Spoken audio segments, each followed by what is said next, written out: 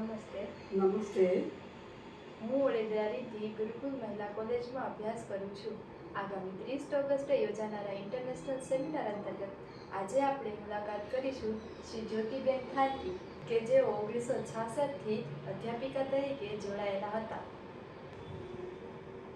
ગુરુકુળમાં પ્રકાશિત થયેલ ભારતી મેગેઝિનમાં દીદીજી મને સાંભળે રે તેમાં તેમનો મોટો સહયોગ રહેલો હતો. દીદીજીના બહેન શ્રી નિર્મલાબેન ખટાલ દ્વારા લખવામાં આવેલ પુસ્તકો અગમપંથના યાત્રી અને દીદીની વાગ્મીતામાં શ્રી જ્યોતિબેનનો ખૂબ મોટો સહયોગ રહેલો હતો. તો આવો આપણે તેમની સાથે દીદીજીની આત્મીયતા માણીએ. તમારી દીદીજી સાથેની પ્રથમ મુલાકાત જણાવો. સૌ પહેલાં તો સૌરાષ્ટ્રની ભૂમિ ઉપર ગુજરાતની સ્ત્રીઓને માટે જેમણે શિક્ષણનું દ્વાર ખુલ્લું મૂક્યું અને પોતાનું સમગ્ર જીવન સમર્પિત કર્યું એવા પરમ શ્રદ્ધેય સવિતા દીદીને મારા હૃદયપૂર્વકના નમસ્કાર કરું છું. હવે રિદ્ધિબેન, તમે મને પ્રથમ મુલાકાત ક્યારે થઈ એ પ્રશ્ન તમે મને પૂછ્યો, તો પ્રથમ મુલાકાત દીદીની હું 4થા ધોરણમાં ભણતી હતી ત્યારે રોકડિયા હનુમાનના મંદિરમાં હનુમાનજીની મૂર્તિની પ્રાણ પ્રતિષ્ઠા હતી.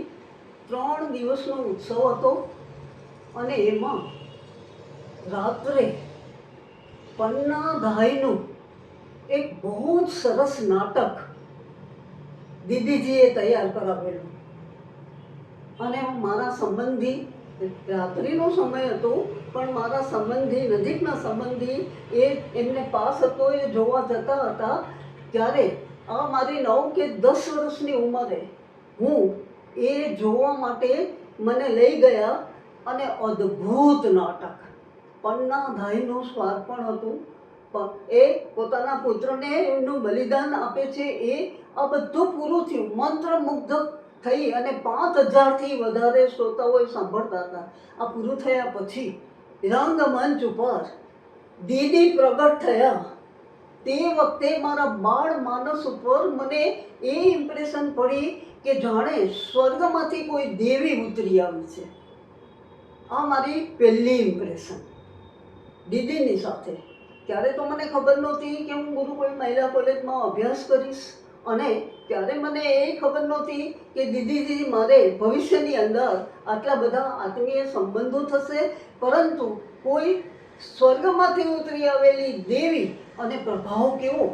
આખા 5000નો ઓડિયન્સ હતું. એ ઓડિયન્સમાં નાટક હોય, નાટક પૂરું થાય પછી કેવો ઘુસપુસ થાય અને વાતાવરણ કેવું બની જાય, શોર બકોર. જેવા દીદી સ્ટેજ ઉપર આવ્યા અને પિન ડ્રોપ સાયલન્સ. મને થયું કે આનો પ્રભાવ કેટલો બધો ઓડિયન્સ ઉપર છે કે આખું એ ઓડિયન્સ ખુલ્લા મેદાનમાં હતું છતાંય આખું ઓડિયન્સ છે, એ ઓડિયન્સ એ શાંતિથી દીદીની વાગધારાને સાંભળતું રહ્યું. આ મારો પહેલો અનુભવ હતો. અને એ પછી જ્યારે હું ભણવા આવી, હું જ્યારે મહિલા કોલેજની વિદ્યાર્થીની તરીકે આવી ત્યારે F5 અમારું ફર્સ્ટ યર હતું, એટલે પ્રી હતું અમારું, અને તમારો લોકો F5. તો એ F5 BAની અંદર દીદીને મેં મંચ ઉપર પહેલી વાર સમજણપૂર્વક મેં સાંભળ્યા. ત્યારે મને એવું થયું કે ઓહો, વાણી આટલી બધી અસ્ખલિત વાગધારા, વિદ્વતાપૂર્ણ વાગધારા છે. એ વાગધારા કોઈ વ્યક્તિની હોઈ શકે, અને એ પ્રભાવ, એ પહેલું દર્શન તો બાળ માનસ ઉપર હતું, પણ આ જે મારી કિશોર અવસ્થામાં એનો પ્રભાવ પડ્યો કે વક્તા હોય તો કેવા હોય, અને એની છાપ અત્યાર સુધી એનો પ્રભાવ મારા ઉપર રહ્યો છે. દીદીજીનું 3 શબ્દમાં વર્ણન. દીદીજીનું તમે તો મને એવો પ્રશ્ન કહો છો કે મહાસાગરને તમે એક અંજલિમાં સમાવી દો. આખો મહાસાગર કાંઈ અંજલિમાં સમાય નહીં. અને છતાંય જો આ પ્રશ્નનો જવાબ મારે આપવાનો હોય તો હું એમ કહીશ કે દીદીજી એટલે કલા, સાહિત્ય અને અધ્યાત્મની સતત વહેતી ત્રિવેણી ધારા. દીદીજીના જીવનમાંથી આપણે શું શીખ લેવી જોઈએ? દીદીજીનું સમગ્ર જીવન એ જ આપણા માટે તો પ્રેરણારૂપ છે. એટલા શ્રીમંત પરિવારમાંથી અને એમાં મોટા થયેલા ઉછરેલા દીદીજી જ્યારે વડોદરાની અંદર આર્ય કન્યા ગુરુકુળની અંદર ભણવા માટે આવ્યા ત્યારે કેટલી મુસીબતો હતી. કારણ કે ત્યાં તો બહુ જ સાહેબીમાં રહેલા હતા અને અહીંયા એટલી બધી મુશ્કેલીઓ હતી. તે વખતે તો એ આર્ય કન્યા ગુરુકુળ છે, ત્યાં સાપો નીકળતા હતા, ત્યાં જંગલ ઝાડી હતી, ત્યાં દીદીજી રહ્યા. કારણ કે એક સંકલ્પ હતો કે મારે જ્યારે 11 વર્ષના હતા ત્યારે આર્ય સમાજની છોકરીઓ ત્યાં ગઈ, ત્યાં આફ્રિકામાં, અને ત્યાં ગુરુકુળનું જોઈ અને નાનજી શેઠે એટલે કે એમના પિતાજીએ એમને કહ્યું કે હું આવું ગુરુકુળ પોરબંદરની અંદર સ્થાપવા ઈચ્છું છું, પણ જવાબદારી કોણ લેશે?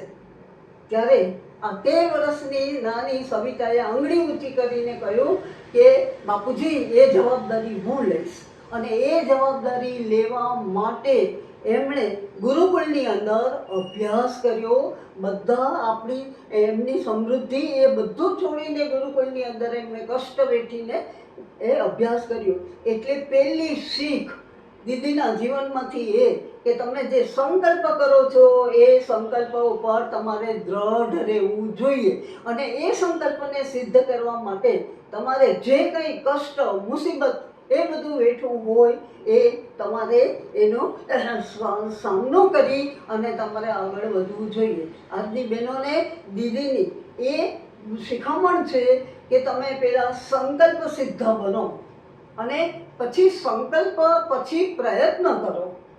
અને એ પ્રયત્ન પછી જ્યારે દીદીજીએ ગુરુકુળની ધુરા સંભાળી ત્યારે કેટલું કષ્ટ હતું. ગોખરુના કાંટાથી ભરેલું મેદાન હતું અને 11 જ બહેનો હતી શરૂઆતની અંદર, અને તોય દીદી નિરાશ ન થયા.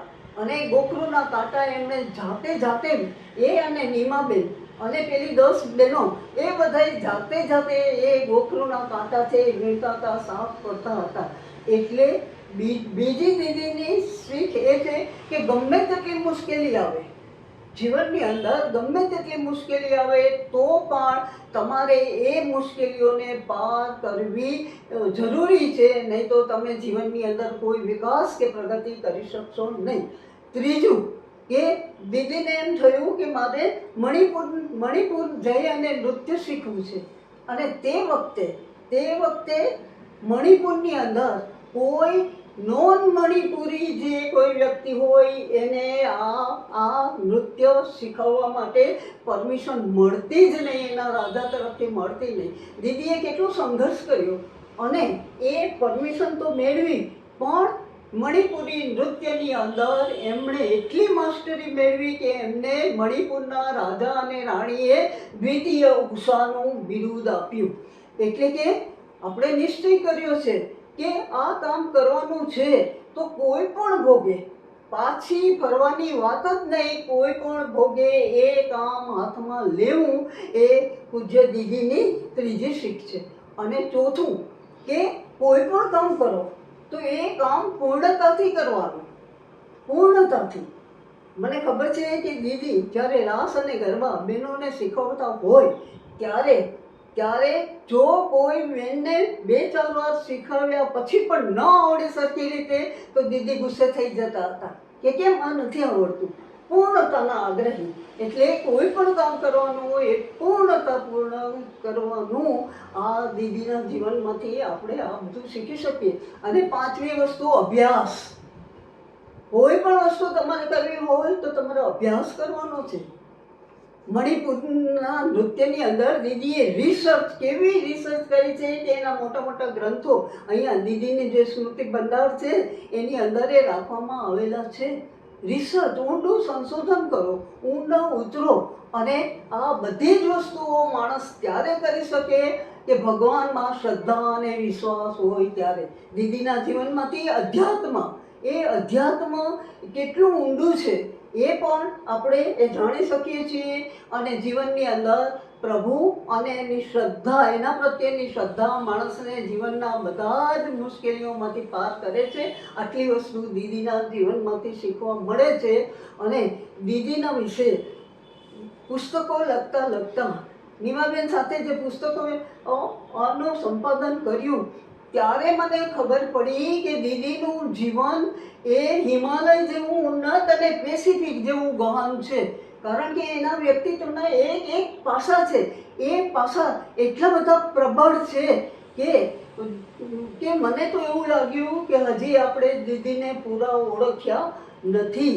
બાકી દીદીના જીવનમાંથી એની જીવનકથા આજની નારીઓ છે, આજની વિદ્યાર્થીનીઓ છે, એ વિદ્યાર્થીઓના હાથમાં મૂકવાથી આ બધા છે દીદીના જીવનના જે બધા પાસાઓ છે એ જાણી શકાય અને એમાંથી આપણે મેળવી શકીએ. દીદીજી સાથેના તમારા અનુભવો જણાવશો? દીદીજી સાથેના અનુભવોનું વર્ણન કરવું મુશ્કેલ છે, કારણ કે આ આત્મલક્ષી વસ્તુ છે. એ જે આપણે દીદીની હાજરીમાં જે વસ્તુ અનુભવતા હોઈએ છીએ એ શબ્દોમાં વ્યક્ત કરવી મુશ્કેલ છે. એ અનુભવને આપણે ઓબ્જેક્ટિવ બનાવીએ, વસ્તુનિષ્ઠ બનાવીએ તો એ અનુભવની અંદરનું જે હાર્દ છે એ હાર્દનું પોત પાતળું પડી જાય. પણ એમ છતાં હું કહીશ કે દીદી બહુ જ બીમાર હતા અને છેલ્લી વખત જ્યારે પોરબંદર આવ્યા તે વખતે દીદીએ મને ખાસ સ્વસ્તિક ભવનની અંદર મને મળવા માટે બોલાવી હતી.